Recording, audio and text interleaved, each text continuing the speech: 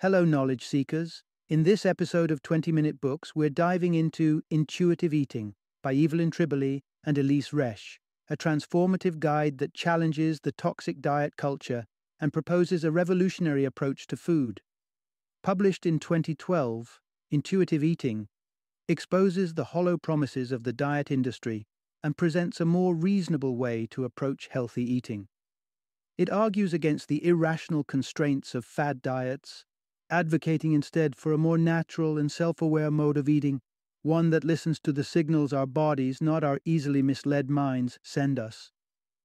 Evelyn Tribole, an award-winning author and dietitian, operates a food counseling practice in California. She has previously represented the American Dietetic Association and shared her expertise on ABC's Good Morning America. Joining her in authorship is Elyse Resch, a nutritionist with over 3 decades of experience, specializing in eating disorders, intuitive eating, and preventative nutrition. Together, they provide a well-rounded, authoritative take on why and how we should listen to our bodies for cues on what to eat. This book is a beacon for those who've grown weary of the constant battle with hunger that traditional diets often entail. It's ideal for food lovers who want to forge a healthier relationship with their meals, as well as nutritionists and doctors looking for alternatives to conventional dietary advice. Intuitive eating proposes a shift from restrictive eating habits to a more mindful and pleasurable eating experience, promising not just a healthier body, but a healthier mind as well. Join us as we explore how to break free from diet dogma and rediscover the joy of eating.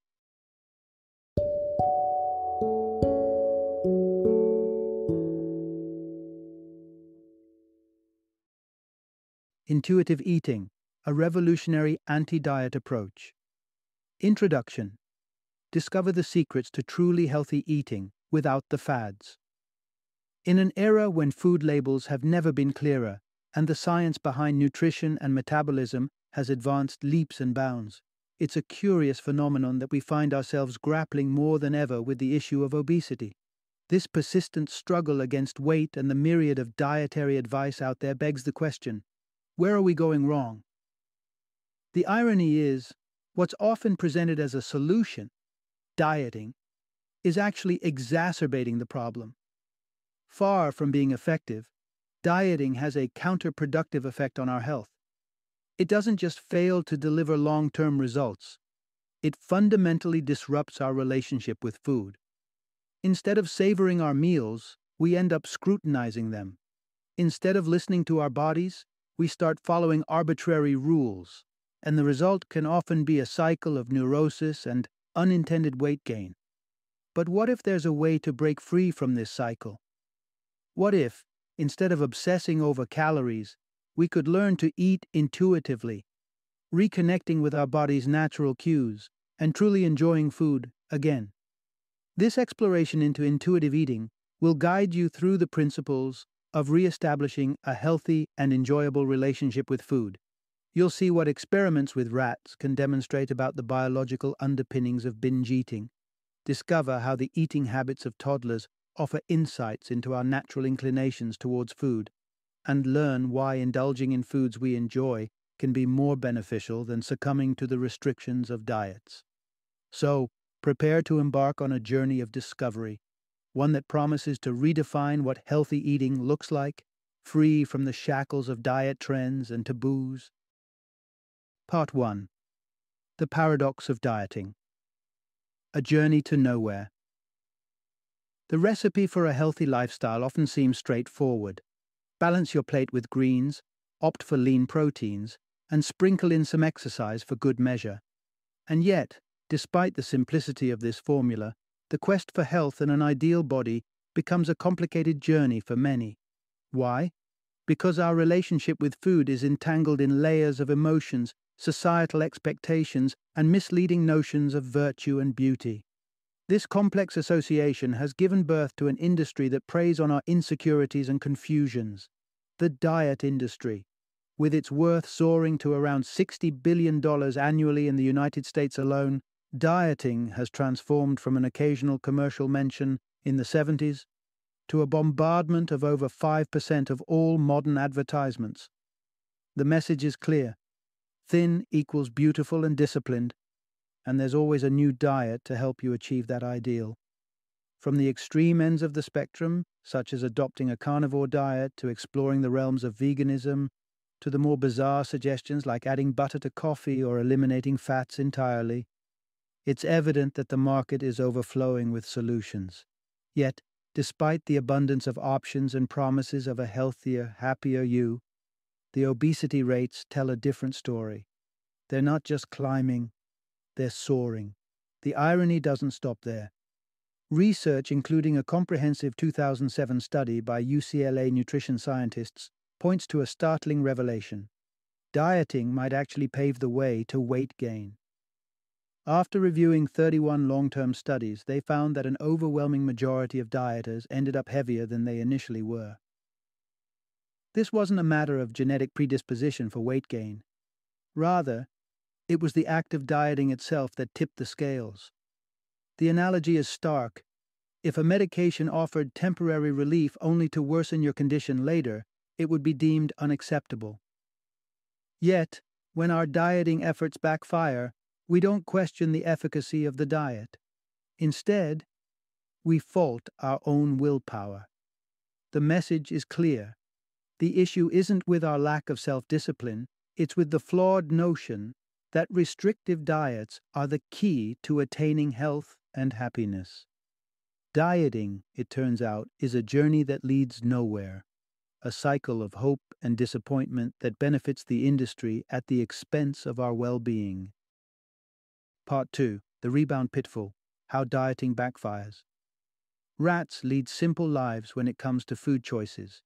They don't succumb to the temptations of fad diets or wallow in guilt after indulging in a calorific feast. However, when subjected to the human-like condition of eating only palatable, high-calorie offerings, even these simple creatures can't escape the trap of weight gain. The scenario unfolds similarly in humans, highlighting a universal truth.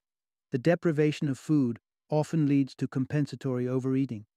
This cycle of restriction followed by excess reveals a fundamental flaw in the concept of dieting. It operates under the guise of food deprivation and inevitably sets the stage for a powerful rebound effect.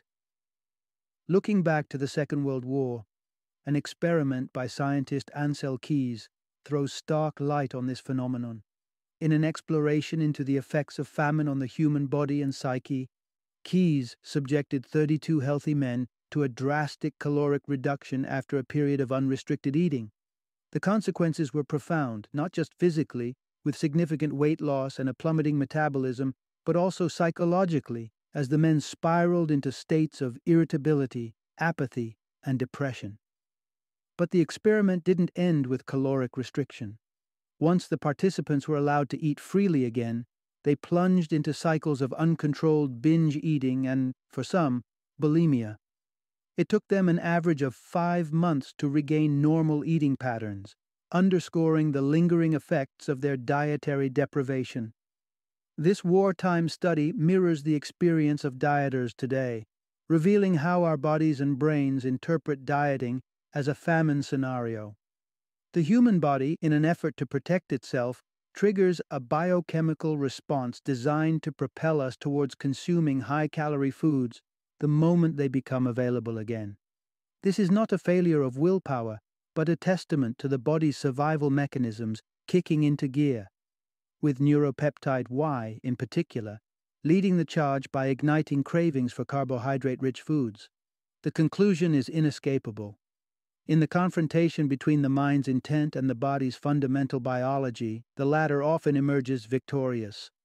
The rebound effect of dieting showcases the depth of this struggle, revealing that the path to healthy eating is not paved with restrictions but with an understanding and respect for our body's intuitive signals. Part 3. Trust your body.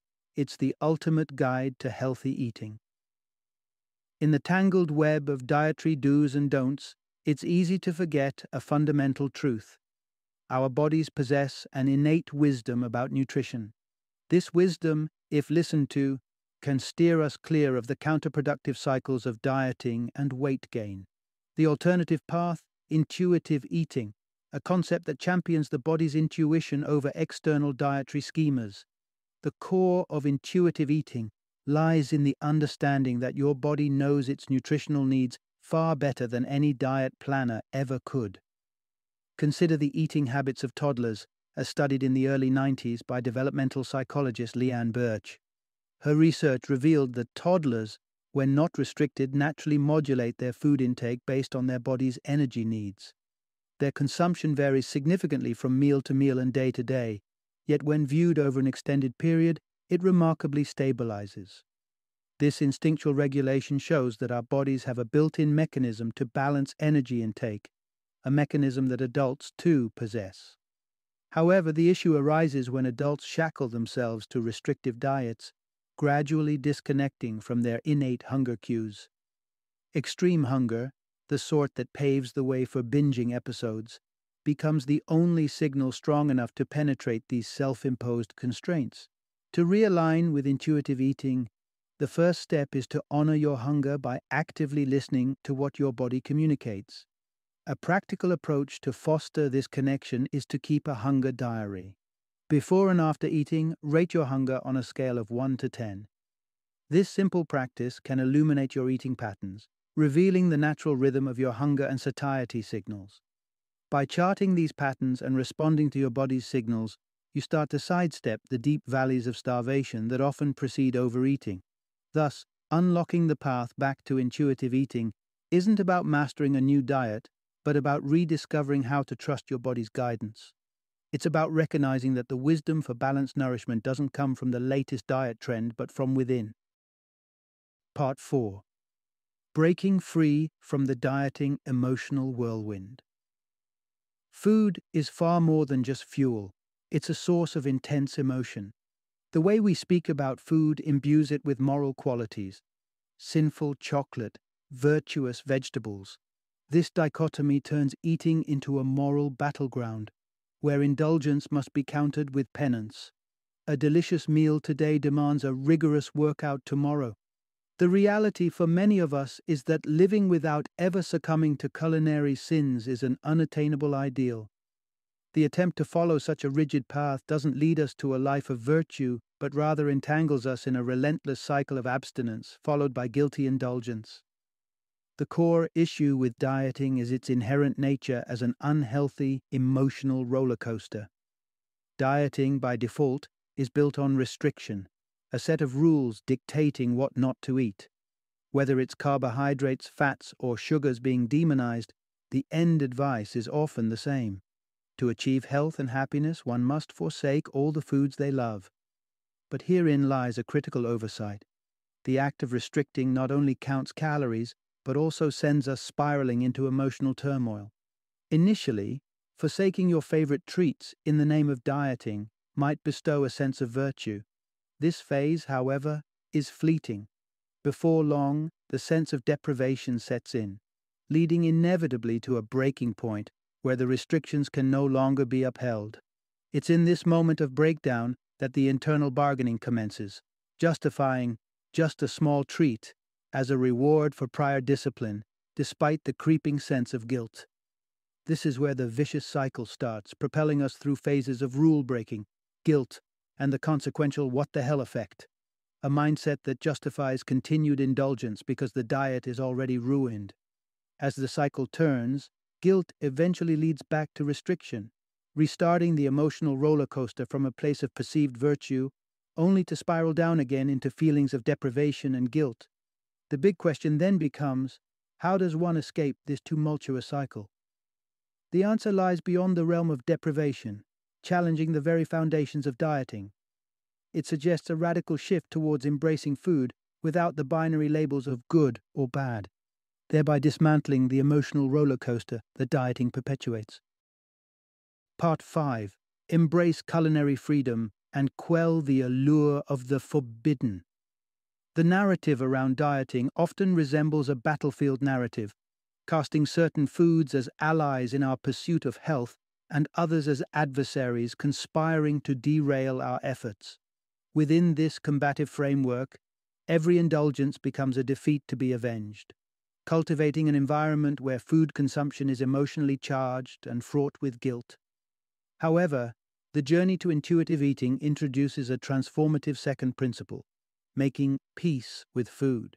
This approach encourages embracing your cravings rather than viewing them as the enemy, and it begins with a simple yet revolutionary act: granting yourself unconditional permission to eat. The heart of this principle lies in a paradox. By allowing yourself to eat forbidden foods, they lose much of their irresistible allure.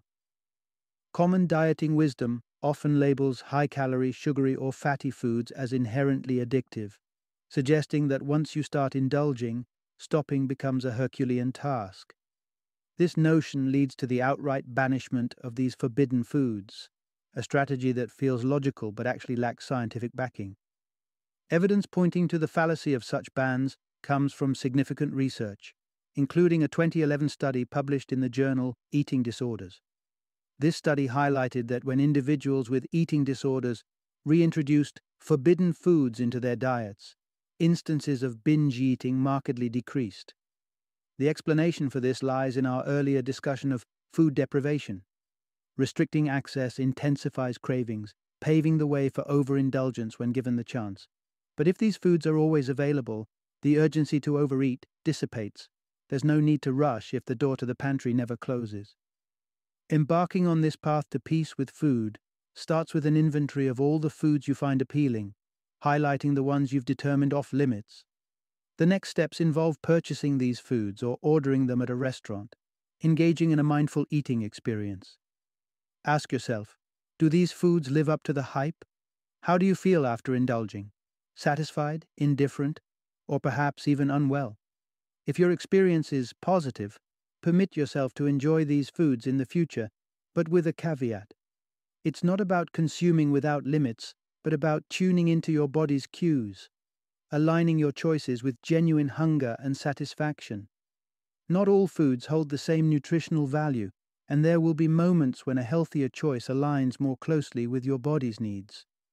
But by removing the taboo from certain foods, you're more likely to reach for a peach not because it's the virtuous choice over chocolate cake, but because it's genuinely what your body craves at that moment. Part 6. Turning down the volume on the food police for healthier eating habits. Consider the comparison between an apple and a slice of apple pie. Both may satisfy your sweet tooth, but they differ in calories and nutritional content, with the apple offering more dietary fiber and fewer calories due to its lower fat content. Making a choice between the two based on this information is straightforward and devoid of any moral undertones. However, when our food choices become entangled with moral judgments, making such simple, informed decisions becomes a challenge. This arises from the pervasive tendency to moralize food choices, categorizing them as good or bad based on their healthfulness or indulgence. But adopting a healthier approach to eating means learning to silence these judgments. The essence of navigating your way to a healthier diet lies in ignoring the food police, those internal voices that enforce arbitrary dietary rules and guilt you over every perceived infraction. These internal critics are the result of years of absorbing societal messages about food and nutrition, constantly on high alert for dietary sins. But it's crucial to remember that their decrees are not laws. They're based on irrational beliefs that can and should be challenged for the sake of your well-being. The process begins with recognizing and questioning these irrational thoughts around food.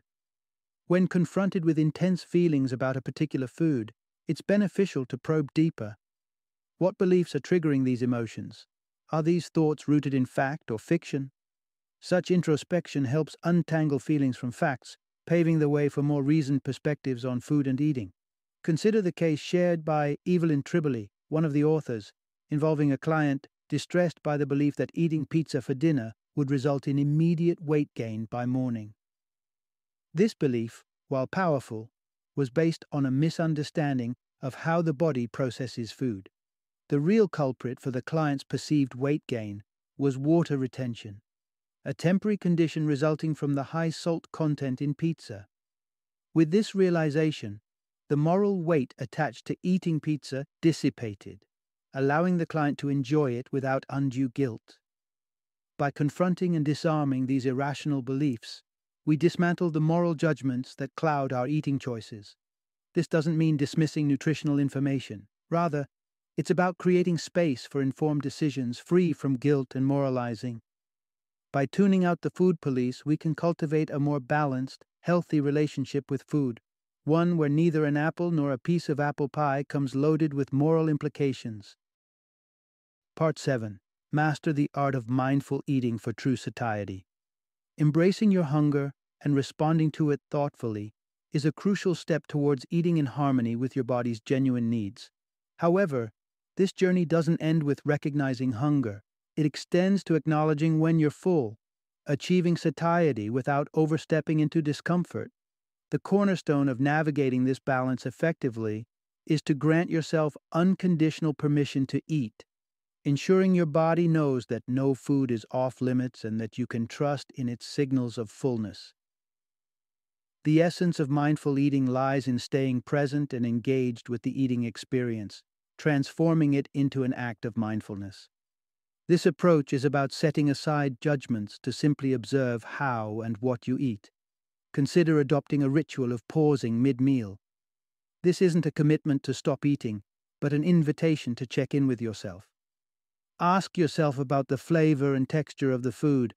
Does it meet your expectations of deliciousness, or is your continuation more about proximity than pleasure? Following this, conduct a satiety check.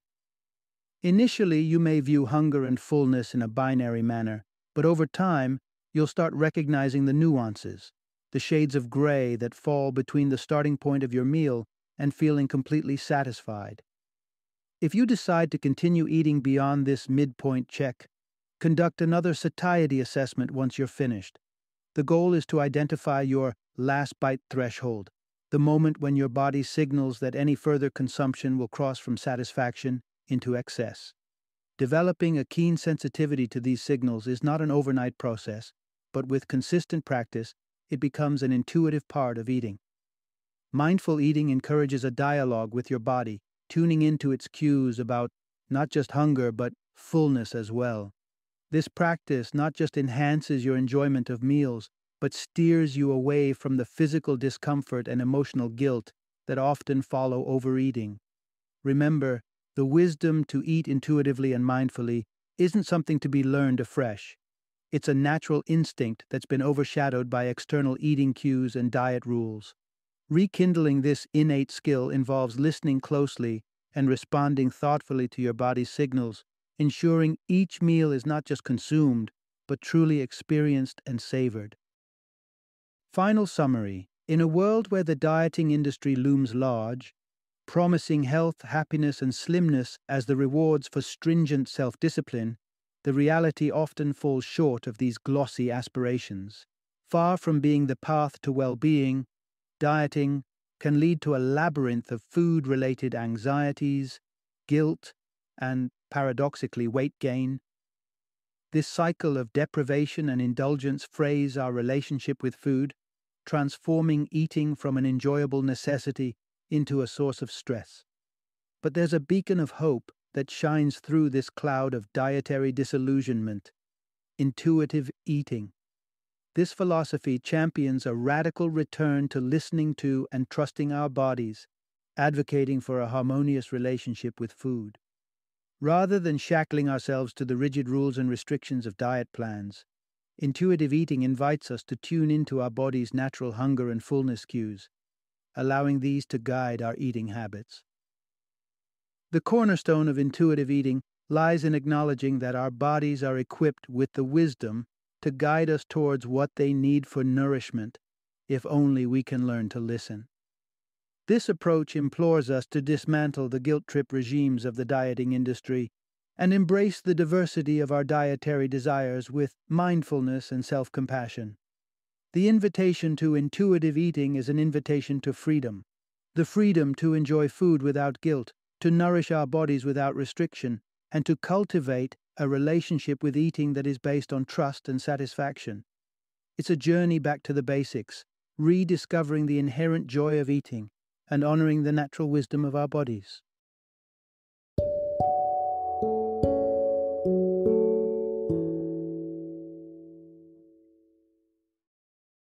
Thank you for joining me today on this journey of learning and discovery as we explored the insights of another thought-provoking book in our growing library of knowledge. If you've enjoyed our time together, please take a moment to follow our podcast, give us a 5-star rating, and share 20-minute books with other knowledge seekers. Your support truly means a lot. Don't forget to join me again in the next episode, where we will delve into another enriching book. Until then, happy reading and happy listening.